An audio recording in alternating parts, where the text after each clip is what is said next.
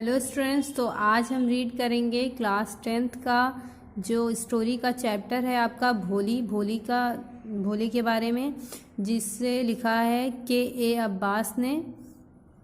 तो ये आपका चैप्टर स्टोरी का है और इसमें जो स्टोरी बताई गई है एक लड़की की है, भोली की है, कि जो थोड़ा सा हकला कर बोलती है और थोड़ी नासमझ रहती है और घर में सबसे छोटी रहती है। तो ये स्टोरी जब आप पढ़ेंगे तो आपको बहुत ज़्यादा इंटरेस्टिंग लगेगी, क्योंकि ये बहुत अच्छी स्टोरी है, बहुत इंटरेस्टिंग स्टोरी है। अभी तक मैंने बहुत सी स्टोरी पढ़ाई हैं बुक्स में, लेकिन सबसे अच्छी जो हमको लगी स्टोरी इसमें से, वो सबसे अच्छी ये भोली की स्टोरी लगी है। आई होप कि आपको भी मज़ा आए पढ़ने में और आप इससे कुछ सीख सकें कि कैसे चीज़ों को हैंडल किया जाता है और कैसे, जैसे कुछ बच्चे होते हैं कि वो उनकी हाइट कम होती है, किसी के पैर में कोई प्रॉब्लम होती है, किसी का थोड़ा दिमाग कम होता है, तो उनका मजाक नहीं उड़ाना चाहिए और उन्हें सपोर्ट करना चाहिए और उन्हें चीज़ों को समझाना चाहिए। तो इसी तरीके की ये स्टोरी है। इसमें इस लड़की के बारे में कुछ चीज़ें हैं जो आपको आगे चल के पता चलेंगी। तो आई होप कि आपको ये स्टोरी पसंद आए। ठीक है, तो अबाउट द लेसन में जो आपकी चीज़ें हैं आपके बुक के बारे में ही उसे अबाउट द लेसन में बताया गया है। तो अबाउट द लेसन ना रीड करके हम अपने चैप्टर पे आते हैं, पॉइंट पर उसे रीड करते हैं। द टेक्स्ट, तो ये आपका यहाँ से स्टार्ट हो रहा है। From her very childhood Bholi was neglect at home. Why did her teacher take special interest in her? Did Bholi measure up to her teacher's expectations? तो ये आपके पहले क्वेश्चन दिए गए हैं, पहले हम इनको रीड करते हैं। चलिए, from her very childhood, from मतलब से, हर वेरी चाइल्डहुड मतलब उसके बचपन से ही, भोली मतलब भोली को, वाज नेग्लेक्ट करना मतलब होता है नज़रअंदाज किया जाता था, एट होम घर पर, मतलब बचपन से ही भोली को घर पर नज़रअंदाज किया जाता था। Why did her teacher take special interest in her? Why मतलब क्यों, डिड हर टीचर उसके अध्यापक ने, टेक दिखाया, स्पेशल इंटरेस्ट मतलब एक मुख्य मतलब रुचि दिखाई, इन हर मतलब उसमें, मतलब स्पेशल मतलब होता है विशेष। तो why did her teacher take special interest in her? क्यों उसके अध्यापक ने उसमें एक विशेष रुचि दिखाई। डिड भोली मेजर अप करना मतलब होता है कि उससे उभरना। ठीक है, तो क्या भोली उससे और भी ज़्यादा सीख पाई या उभर पाई, टू हर टीचर एक्सपेक्टेशन, अपने अध्यापक की एक्सपेक्टेशन मतलब क्या होती है? एक्सपेक्टेशन मतलब आपकी होती, एक्सपेक्टेशन मतलब होती है आपकी अपेक्षा। तो क्या भोली अपने अध्यापक की अपेक्षाओं पर खरी उतरी? तो क्या मतलब जो अध्यापक थी, ये दोनों क्वेश्चन है, आपको बताना है कि टीचर में उसमें विशेष रुचि क्यों मतलब दिखी और क्या वो उनकी अपेक्षाओं पर खरी उतरी। तो ये क्वेश्चन आपको पूरे चैप्टर में पता चलेंगे कि क्या ऐसा हुआ कि नहीं हुआ। चलिए स्टार्ट करते हैं। हर नेम वाज सुलेखा, उसका नाम सुलेखा था, बट लेकिन सिंस हर चाइल्डहुड, बचपन से ही, उसके बचपन से ही, everyone had been calling her Bholi, प्रत्येक लोग उसे भोली पुकारते थे। सिंप्लेटन मतलब आपका होता है बुद्धू टाइप का, मतलब थोड़ा कम दिमाग वाला। तो हर नेम और सुलेखा, उसका नाम सुलेखा था, बट सीन्स हर चाइल्डहुड, लेकिन बचपन से ही, everyone had calling her Bholi, प्रत्येक लोग उसे भोली, द सिंप्लेटन या बुद्धू पुकारते थे। She was the fourth daughter of numberdar Ramlal. She was the fourth daughter, वह चौथी पुत्री थी, ऑफ नंबरदार श्यामलाल की, वह नंबरदार श्यामलाल की चौथी बेटी थी। Then she was 10 months old, जब वह 10 महीने की थी। She had fallen off the cot, वह चरपाई से गिर गई। फैल करना मतलब होता है गिरना और कॉट मतलब होती है चरपाई। ऑन हर हेड, अपने सर के बल, एंड परहैप्स शायद, it had damage some part of her brain, इससे इसके मस्तिष्क का कुछ भाग डैमेज हो जाना मतलब क्षतिग्रस्त हो गया। That was why she remained a backward child, that was why शायद इसीलिए, शी रिमेन्ड, ये रह गई, बनी रही, ए बैकवर्ड चाइल्ड, पीछे की लड़की। मतलब सब बच्चे जैसे बढ़ते हैं, आगे बढ़ते हैं, तो ये पीछे ही रह गई। And came to be known as Bholi the simpleton, and came to know, और फिर वह आगे जानी जाने लगी भोली बुद्धू के नाम से। एट बर्थ, जन्म से ही, the child was very fair and pretty, जन्म से ही, जन्म के समय वह एक, जन्म से द चाइल्ड बच्ची वास थी, वेरी फेयर बहुत मतलब गोरी थी, एंड प्रीटी और सुंदर थी, जन्म से बच्ची सुंदर और गोरी थी। But when she was 2 years old, लेकिन जब वह 2 साल की हुई, शी हैड एन अटैक, उस पर आक्रमण हुआ, ऑफ स्मॉल पॉक्स, छोटी माता का। स्मॉल पॉक्स मतलब होता है छोटी माता, ठीक है। तो उस पर जब वह, स्मॉल पॉक्स होती है चेचक, छोटी माता मतलब हिंदू लोग भी कहते हैं और लोग जिनको कहना होता है, लेकिन स्मॉल पॉक्स मतलब चेचक होता है। But when she was 2 years old, लेकिन जब वह 2 साल की थी, she had an attack of small pox, उस पर चेचक का आक्रमण हुआ। Only the eyes were saved, केवल आंखें ही बच सकीं, बट द इंटायर बॉडी, लेकिन उसका पूरा शरीर, वाज परमानेंटली, हमेशा के लिए, disfigured by the deep black pock mark, मतलब ब्लैक मतलब काले, पॉर्क मतलब पॉर्क मार्क मतलब होता है आपके उस चेचक के दाग निशान, फिगर मतलब रह गए, डीप मतलब गहरे, गहरे काले चेचक के निशान सदा के लिए उसके पूरे शरीर पर रह गए। Little Sulekha could not speak till she was 5, छोटी सुरेखा तब तक बोल नहीं पाई जब तक कि, टिल तब तक शी वाज 5, जब तक कि वह 5 साल की थी, मतलब 5 साल तक छोटी सुरेखा बोल नहीं पाई।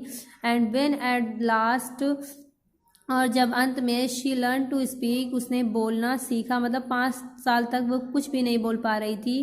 And when at last she learn to speak, लेकिन अंत में जब उसने बोलना सीखा, शी स्टैमर्ड करना मतलब होता है हकलाना, वह हकलाई। The other children often made fun of her, the other children दूसरे बच्चे में, चिल्ड्रेन बच्चे, ऑफन मतलब अक्सर, मेड फन ऑफ हर उसका मजाक उड़ाते, एंड मिमिक्ड हर और उसकी नकल करते। मिमिक करना मतलब नकल करना, मतलब the other children often made fun of her, दूसरे बच्चे अक्सर उसका मजाक उड़ाते, एंड मिमिक्ड हर और उसकी नकल करते। एज ए रिजल्ट, जिसका ये परिणाम हुआ, शी टॉक वेरी लिटिल, कि वह बहुत कम बोलने लगी।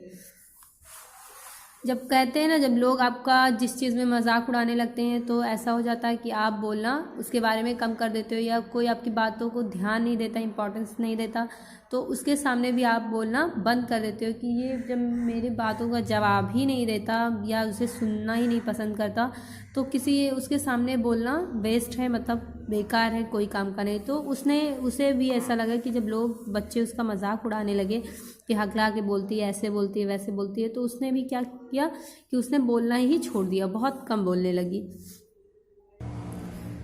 रामलाल हैड 7 चिल्ड्रेन, रामलाल के 7 बच्चे थे। 3 sons and 4 daughters, 3 लड़के और 4 लड़कियां। And the youngest of them, और उनमें से सबसे छोटी, जो यंगेस्ट मतलब होता है छोटा, उसमें से सबसे छोटी, वाज भोली, भोली थी। It was a prosperous farmers house hold, it was ये था, प्रॉस्पेरस मतलब समृद्ध, फार्मर मतलब किसान का, हाउस होल्ड मतलब घर, यह एक समृद्ध किसान का घर था। And there was plenty to eat and drink, और वहाँ पर पर्याप्त, बहुत ज़्यादा खाने और पीने के लिए चीज़ें थीं। All the children except भोली were healthy and strong. All the children मतलब सभी बच्चे, except भोली, भोली को छोड़कर सभी बच्चे, were थे healthy and strong मतलब स्वस्थ और मजबूत, मतलब उसके भोली को छोड़कर सारे बच्चे स्वस्थ और मजबूत थे। The son had been sent to the city to study in school. The sons लड़कों को, हैड बीन स्टेंट उसे उन्हें भेजा गया था, टू द सिटी शहर में, टू स्टडी इन स्कूल मतलब शिक्षा के लिए उन्हें शहर के स्कूल भेजा गया था। एंड लेटर इन कॉलेज, और बाद में उन्हें कॉलेज भेज दिया गया। आर द डॉटर्स, और लड़कियां, राधा द इल्डेस्ट, राधा जो बड़ी थी, हैड ऑलरेडी बीन मैरिड, उसकी पहले ही शादी हो गई थी। द सेकेंड डॉटर, और दूसरी लड़की, Mangala's married had also been settled, Mangala की भी शादी तय हो चुकी थी। And when that was done, और जब ये कुछ हो गया था, Ramlal would think of the third, Ramlal तीसरे के बारे में सोचने लगा, चंपा के बारे में। दे वर गुड लुकिंग, जो देखने में अच्छी थी, हेल्थी गर्ल, स्वस्थ लड़की। And it was not difficult to find bride groom for them, और इट वॉज नॉट डिफिकल्ट, ये कठिन नहीं था, टू फाइंड ढूंढने के लिए, ब्राइड ग्रूम मतलब दूल्हा, फॉर देम मतलब उसके लिए दूल्हा ढूंढना कठिन नहीं था। But Ramlal was worried about भोली, लेकिन रामलाल, वरीड मतलब होना, चिंतित होना, अबाउट भोली मतलब भोली के बारे में, लेकिन रामलाल भोली के बारे में चिंतित रहता था। She had neither good looks nor intelligent, ना ही वह देखने में अच्छी थी और ना ही बुद्धिमान थी। तो इसलिए रामलाल उसके बारे में हमेशा परेशान रहता था कि इसका क्या होगा। लोग तो पढ़ाने से ज़्यादा, चीज़ों को कराने से ज़्यादा शादियों के बारे में सोचते हैं, जो कि बिल्कुल गलत है। बस उनको सिर्फ शादी के बारे में पड़ी होती है कि बस शादी हो जाए, अपने घर चले जाएं, बस काम खत्म। ये नहीं सोचेंगे कि उनको और अच्छे से एजुकेशन दी जाए, अच्छी तालीम दें, अच्छे से पढ़ाएं, अच्छे स्कूल में भेजें, जिससे शक्ल रहे या ना रहे, जब आपके पास एजुकेशन आ जाएगी और आप किसी पोस्ट पे हो जाएंगे तो अच्छे से अच्छे लड़कों का रिश्ता आपके घर आएगा। तो पहले पढ़ाई करिए, अच्छे से पढ़िए लिखिए। चलिए आगे बढ़ते हैं। Bholi was 7 years old when Mangala was married. Bholi was 7 year old, भोली 7 साल की थी। when मंगला वाज मैरिड, जब मंगला की शादी हुई थी। The same year A primary school for girls was open in their village. The same year, उसी साल, एक प्राइमरी स्कूल फॉर गर्ल्स, लड़कियों के लिए, वाज ओपन, खोला गया था, इन देयर विलेज मतलब उनके गांव में। मतलब उसी साल एक प्राइमरी स्कूल उनके गांव में लड़कियों के लिए खोला गया था। The tehsildar sahib came to the perform its opening ceremony. तहसीलदार साहब के मतलब आए, टू परफॉर्म मतलब होता है समारोह, इट्स ओपनिंग सेरेमनी समारोह या उद्घाटन के समारोह में तहसीलदार साहब आए। ही सेड टू रामलाल, उन्होंने रामलाल से कहा, एज ए रेवेन्यू मतलब होता है राजस्व, एक राजस्व ऑफिशियल अधिकारी के हैसियत से, you are representative of government, तुम्हें सरकार के प्रतिनिधित्व को की इन द विलेज, गांव में। मतलब एक राजस्व अधिकारी की हैसियत से तुम्हें इस गांव में सरकारी प्रतिनिधित्व हो। मतलब रिप्रेजेंटेटिव मतलब होता है प्रतिनिधित्व, गवर्नमेंट मतलब सरकारी, इन द विलेज मतलब इस गांव के, तुम एक सरकारी प्रतिनिधित्व हो इस गांव के। एज ए रेवेन्यू, राजस्व अधिकारी की हैसियत से, राजस्व अधिकारी की हैसियत से तुम इस गांव के प्रतिनिधित्व हो। एंड सो, और इसीलिए, यू मस्ट सेट, तुम्हें उदाहरण प्रस्तुत करना चाहिए, सेट एन एग्जाम्पल, तुम्हें एक उदाहरण पर प्रस्तुत करना चाहिए, टू द विलेजर्स, गांव वालों के लिए। मतलब इसलिए तुम्हें गांव वालों के लिए एक उदाहरण प्रस्तुत करना होगा। You must send your daughters to school, you must send, तुम्हें भेजना होगा, योर डॉटर्स, अपनी बेटी को, टू स्कूल मतलब स्कूल, तुम्हें अपने बेटी को स्कूल भेजना होगा। मतलब अब कह रहे हैं कि जैसे स्कूल तो खुल गया है, तो अब तुमको क्या करना है, तुम इस गांव के क्या हो, एक प्रतिनिधित्व हो सरकारी, तो इसलिए सबसे पहला काम तुम्हें ही प्रस्तुत करना होगा, दिखाना होगा कि कैसे लड़कियों को स्कूल भेजा जाता है। अगर तुम करके दिखाओगे तो गांव वाले भी उसको फॉलो करेंगे। तो इसीलिए उन्होंने कहा तहसीलदार साहब ने कि पहले तुम अपनी बेटी को स्कूल भेजो। चलिए देखते हैं। That night when Ramlal consulted his wife, that night, उस रात, व्हेन जब रामलाल, कंसल्टेड करना मतलब होता है सलाह लेना, हिज वाइफ अपने पत्नी से। That night when Ramlal consulted his wife, उस रात जब रामलाल अपनी पत्नी से सलाह ले रहा था। शी क्राइड, वह चिल्लाई, आर यू क्रेजी, क्या तुम पागल हो। If girls go to school, यदि लड़की स्कूल जाएगी, हु विल मैरी देम, उससे शादी कौन करेगा। But Ramlal had not courage to disobey the tehsildar. But लेकिन Ramlal had no courage, Ramlal के पास इतना साहस नहीं था टू डिसओबे, कि वह इनकार कर सके तहसीलदार को। मतलब रामलाल के पास इतना साहस नहीं था कि वह तहसीलदार साहब को मना कर सके, कि मतलब वो अपनी लड़की को स्कूल में नहीं भेजेगा। तो at last his wife said, अंत में उसकी पत्नी ने कहा, I will tell you what to do, मैं तुम्हें बताऊंगी कि तुम्हें क्या करना है। सेंड भोली टू स्कूल, भोली को स्कूल भेजो। एज इट इज़, जैसा कि यह, there is little chance of her getting married, देर, ये एक छोटा सा मौका होगा, ऑफ हर गेटिंग मैरिड, उसकी शादी का, मतलब उसकी शादी कराने के लिए ये हमारे पास एक छोटा सा मौका होगा। विथ हर अगली फेस, इसका भद्दे चेहरे के साथ, एंड लैक ऑफ सेंस, और उसकी लैक मतलब होती है कमी, ऑफ सेंस मतलब दिमाग की या मतलब मस्तिष्क की कमी, और भद्देपन के साथ ये हमें थोड़ा मौका मिल जाएगा इसे शादी कराने का। Let the teachers at school worry about her, let the teachers, अध्यापकों को, एट स्कूल पर, वरी चिंतित होने दो, अबाउट हर, उसके बारे में, अध्यापकों को भी उसके बारे में स्कूल पर चिंतित होने दो या परेशान होने दो, उसके बारे में भी परेशान होने दो, उन्हें भी मौका दो कि वो भी उसके बारे में थोड़ा सा परेशान हो। द नेक्स्ट डे, अगले दिन, रामलाल कैच भोली बाय द हैंड, अगले दिन रामलाल ने भोली के हाथ को पकड़ा, एंड सेड, और कहा, कम विथ मी, मेरे साथ आओ, I will take you to school, मैं तुम्हें स्कूल ले जाऊंगा। भोली वाज फ्राइटेंड, भोली डर गई। शी डिड नॉट नो, वह नहीं जानती थी, what A school was like, कि एक स्कूल किस तरह का होता था। She remember how a few days एगो, शी रिमेंबर्ड, उसे याद आ रहा था, हाउ कैसे, ए फ्यू डेज एगो, कि कुछ ही दिन पहले, देयर ओल्ड काउ, उसकी बूढ़ी गाय को, लक्ष्मी को, had been turned out of the house, उसे घर से बाहर ले जाया गया, एंड सोल्ड, और उसे बेच दिया गया। अब भोली को लग रहा था कि अब भोली को अब लेके जाएंगे घर से बाहर, और उसे ले जाकर बाहर कहीं उसकी गाय की तरह बेच देंगे। तो वो क्या हो गई, डर गई, भयभीत हो गई कि कहीं मेरे साथ भी ऐसा ना हो जाए।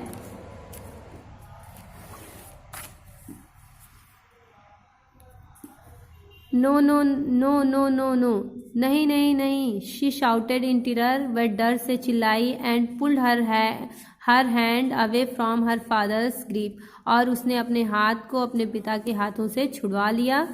What's the matter with you, क्या बात है तुम्हारे साथ, यू फूल, तुम मूर्ख हो। शाउटेड रामलाल चिल्लाया, I am only taking you to school, मैं केवल तुम्हें स्कूल ले जा रहा हूँ। देन, तब, शी टोल्ड हिज वाइफ, तब उसने अपनी पत्नी से कहा, let her wear some decent clothes today, let her wear, इसे पहनाओ, सम कुछ, डिसेंट मतलब अच्छे, क्लॉथेस मतलब कपड़े, टुडे मतलब आज इसे कुछ अच्छे कपड़े पहनाओ, और अथवा इस what will the teachers and the other school girls think of us, और अथवा इस, इसके अलावा, व्हाट विल द टीचर्स, अध्यापक, and the other school girls, और दूसरी स्कूल की लड़कियां क्या सोचेंगी। थिंक मतलब होता है सोचना, आपस, हमारे बारे में, मतलब अध्यापक और स्कूल की दूसरी लड़कियां हमारे बारे में क्या सोचेंगी। व्हेन दे सी हर, जब वह उसे देखेंगी, मतलब जब वह इसे देखेंगी तो वह हमारे बारे में क्या सोचेंगी। उसकी पत्नी कह रही है, new clothes had never been made for Bholi, नए कपड़े भोली के लिए कभी भी नहीं बनाए गए। The old dresses of her sister, उसके बहनों की पुराने कपड़े, वर पास ऑन टू हर, उसे दे दिए जाते थे। No one care to mend और वॉश हर क्लॉथेज, कोई भी केयर मतलब नहीं देखता था, देखभाल नहीं करता था और देख रेख नहीं करता था, और वॉश हर क्लॉथेज, ना ही उसके कपड़ों को धुलता था। बट टुडे लेकिन आज she was lucky to receive a clean dress which had shrunk after many washing and no longer fitted Champa. But लेकिन टुडे आज she was lucky to receive, वह सौभाग्य से बट टुडे लेकिन आज शी वॉज लकी, उसका सौभाग्य था टू रिसीव, प्राप्त करने का, एक क्लीन ड्रेस, एक साफ सुथरा कपड़ा, and which had shrunk after many washing, and which had shrunk, और जिस पर सिकुड़न आ गई थी, आफ्टर मैनी वाशिंग, कई बार धोने के बाद जिस पर सिकुड़न आ गई थी, एंड नो लॉन्गर फिटेड चंपा, और लंबे समय से वो चंपा को नहीं आ रहे थे।